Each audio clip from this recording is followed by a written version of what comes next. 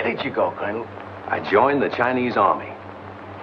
Are you kidding, sir? I joined the Chinese 8th Route Army. Remember that march they made during the Civil War, 6,000 miles clear across the country? All the Chinese are united now against the Japs. I've been hearing marvelous things about the...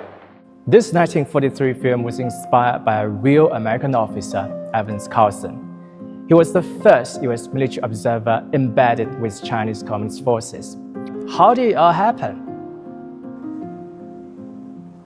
Evans Carlson was a U.S. Marine officer. He went to China for the first time in 1927. He was part of a battalion of Marines that were sent to Shanghai to protect U.S. citizens during the Northern Expedition. When he first comes to China, he doesn't know anything about the country.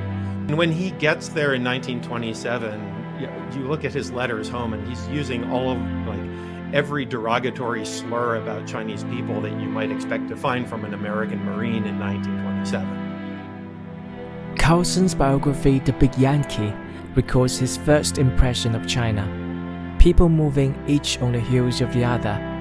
It was not at first a comfortable place for him, but as he learned Chinese and immersed himself in the culture, his fascination with the country quickly grew.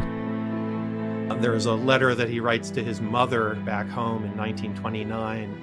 He says, my interest in anything other than China ebbs with each passing day. So back then, the Marines would get rotated every few years to a different site. He spent some time in Nicaragua, he spent some time back in the United States, but he kept requesting to be sent back to China. So ultimately, he would do 3 tours in China as a Marine intelligence officer and really wound up sort of banking his career on it. In 1937, Carlson was deployed to China for the 3rd time with a special mission. President Roosevelt, whom Carlson once served as the executive officer of his protected Marine detachment, asked the captain to write him personally about Japan's invasion of the country.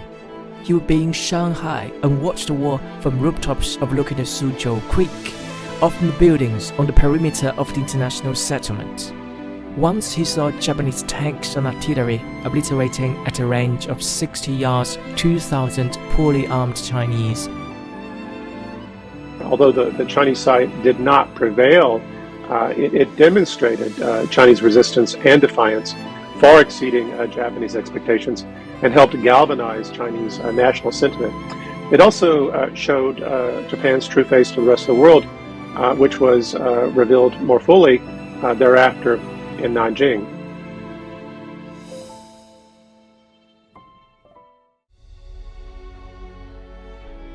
By late 1937, Carlson had learned through clandestine reports that the 8th Route Army was fighting the Japanese rather successfully, more ably than the nationalists at Shanghai and with a new kind of strategy.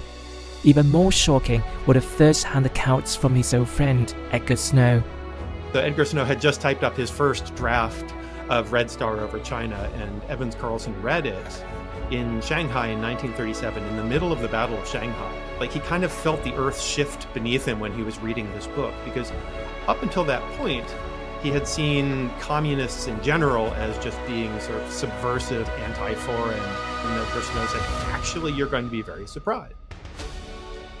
The Big Yankee records the following conversation. My God, Ed. Are there really such men as Zhu De, Mao Zedong, Zhou Enlai, or have you made them up? I haven't made them up. They are there for anybody to see and talk to and live with. Even an American naval intelligence officer, one might say, especially. But what kind of men are they? They're different, Evans. They're humble, earnest men, scrupulously honest in word and action. In action too? See for yourself, Evans, Snow encouraged. And so he did.